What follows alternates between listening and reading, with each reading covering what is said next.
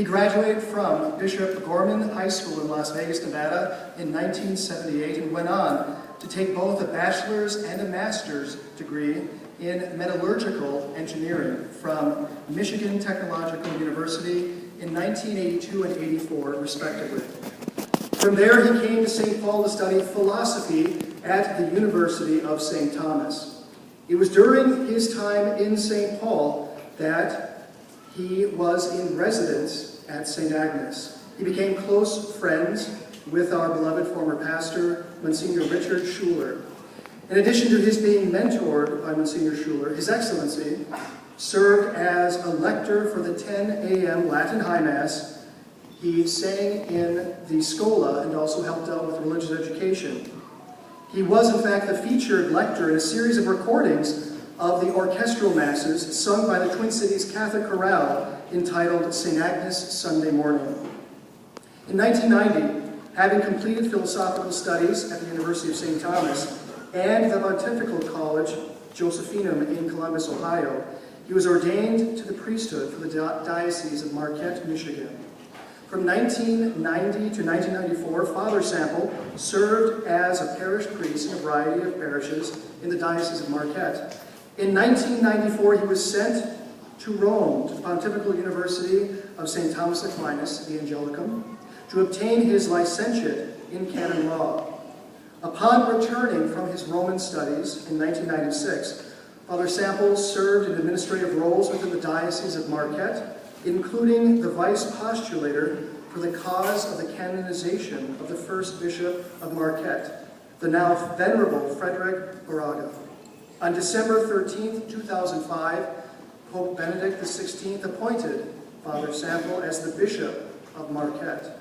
He was consecrated bishop on January 25, 2006, at St. Peter's Cathedral in Marquette. Incidentally, it should be remarked here that it has not escaped our notice that Bishop Sample's pastoral letter on sacred music, Rejoice in the Lord Always, his pastoral sacred music in divine worship, was issued on January 21st, 2013, which is also the patronal feast of St. Agnes, a memorial of St. Agnes. Coincidence? I don't know. Having served as Bishop of Marquette for 7 years, Pope Benedict XVI appointed His Excellency as the Archbishop of Portland on January 29, 2013, and he was enthroned on April 2nd, 2013. As a Metropolitan Archbishop, he received the pallium from our current Pope Francis in Rome on June 29, 2013, the Feast of Saints Peter and Paul. I am very proud to state that Archbishop Sample is truly a son of St. Agnes. We are humbled by his kindness and generosity in being with us today, and indeed know that he has taken the following words of Venerable Frederick Baraga to heart, both in his priesthood and as he shoulders the burden of his episcopal ministry. Stand firm in the faith, adore, respect, obey, and love God all the days of your life. Your Excellency, we are honored to welcome you.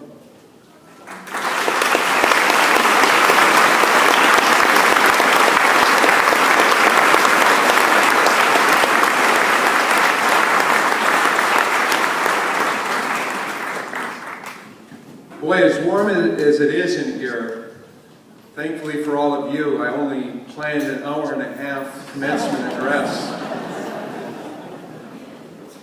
Try to be brief as I can. We're all a little warm.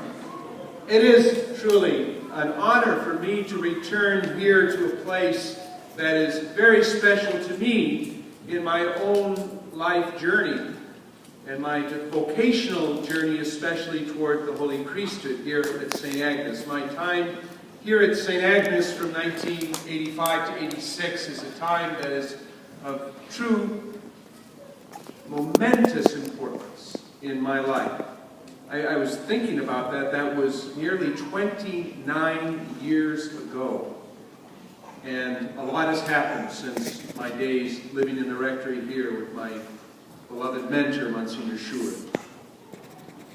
To the class here of 2014, I would just like to reflect with you, good young people, on 3 points. Number 1, God has a plan for you. Number 2, God is full of surprises. And number 3, God is with you always. So I guess those are my 3 points, so I can sit down. Let me expand just a little bit on those 3 points. Number 1, God has a plan for you. Now, young people, when I say God has a plan for you, I don't mean God has a plan for you in some sort of vague and general way. I mean God has a plan for you as an individual, as one of His sons or daughters. God has a plan that is His just for you. And you have to believe that and trust that. How do we know this? Well, God is eternal. And God is all-knowing. And God is all-loving. Now think about that for a minute, young people.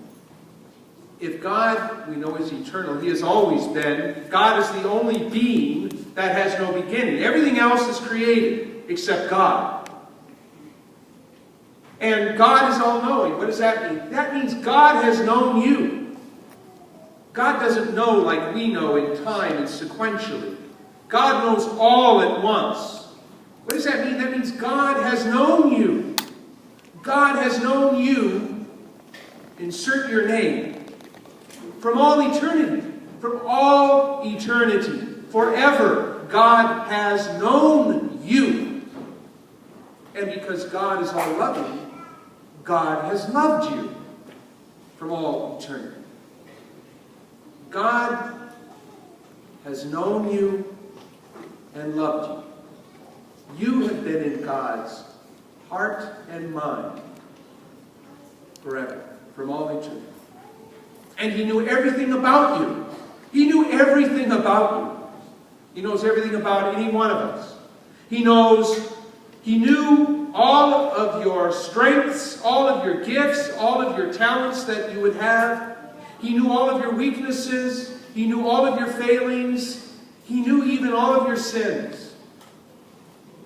But nevertheless, knowing you and loving you from all eternity, in a moment in time, God willed you into being. God loved you into existence.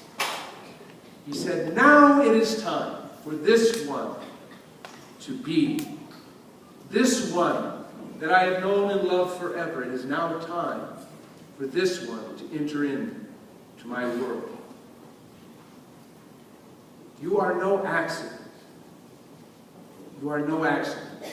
You are no random being that has come about in some kind of a biological process, randomly and accidentally.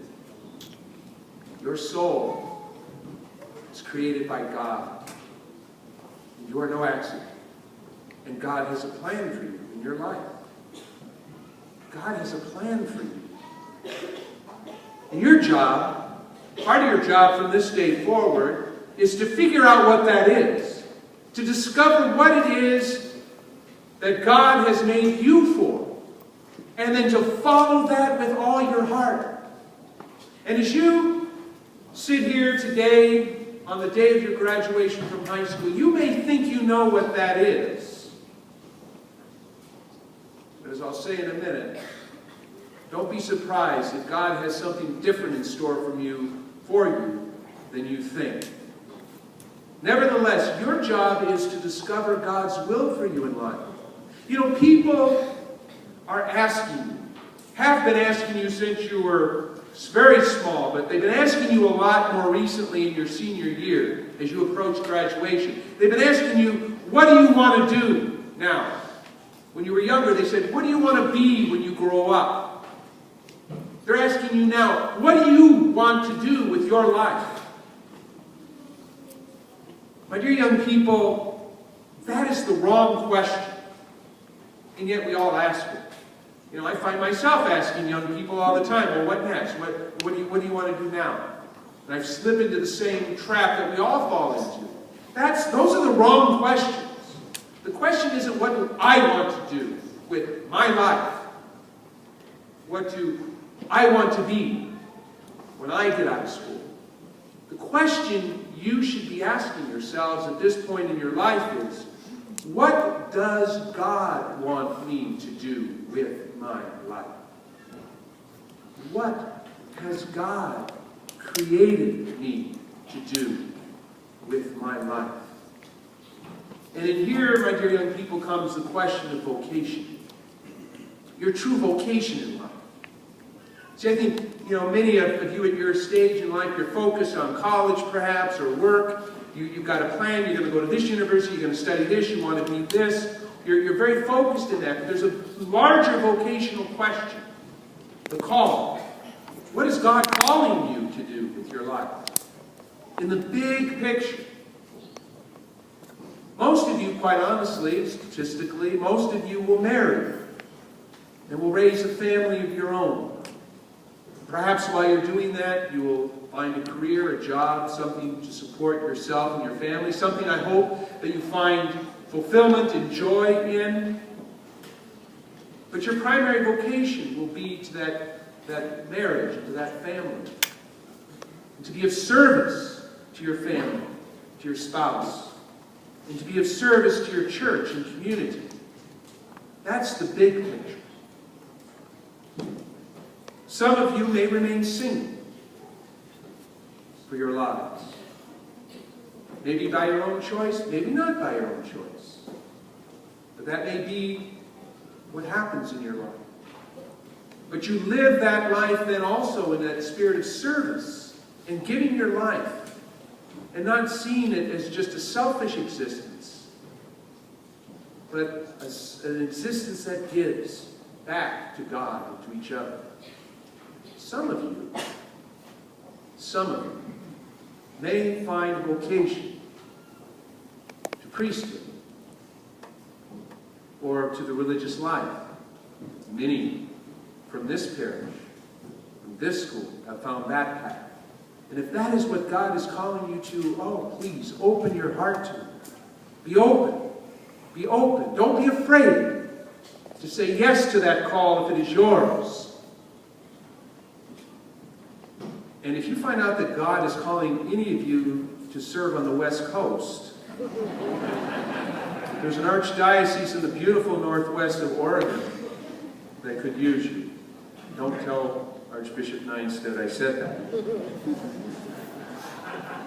But whatever it is, my dear young people, whatever it is that God calls you to in life, it is there that you will find your happiness and fulfillment in God's plan for you, not your own. And so to remember that God has known you and loved you from all eternity, and He's a plan for your life. Find it and go after it with all your heart. Second point, God is full of surprises. And that follows very much up on my first point. You just never know what God is up to. God has wonderful ways of twisting and turning our lives in mysterious ways that in the moment we cannot see it. I can look back on my life so many times, and even in the midst of great struggle and suffering even, and to think, where is God in this? Lord, what are you up to? But now looking back, I can so clearly see the hand of God at work. Think about some of our great saints. Think of St. Peter. Do you think when Peter was there on the shore of the Sea of Galilee, pulling in and straightening out his nets, and Jesus told him to come and follow him, do you think Peter had any idea what God had in store for him? If he had, he might have run away. Think of St. Paul. He goes 1 minute persecuting the early church, the Christians, struck down on the road to Damascus. The next thing, he becomes the apostle to the Gentiles. Do you think St. Paul ever imagined, as he was persecuting those errant Jews in his mind, this new sect, that he would one day become the instrument of bringing the gospel of Jesus Christ to the far corners of the known world? I don't think so. Think of your own patron, St. Agnes. Do you think St. Agnes, as a young girl, would have ever imagined that all these 2,000 years nearly later, we would still be remembering that young girl's witness to the love of Jesus? God is full of surprises. I look at my own story. I won't go into all the boring, gory details of it. But even my coming here to St. Agnes was part of God's mysterious plan for me nearly 29 years ago.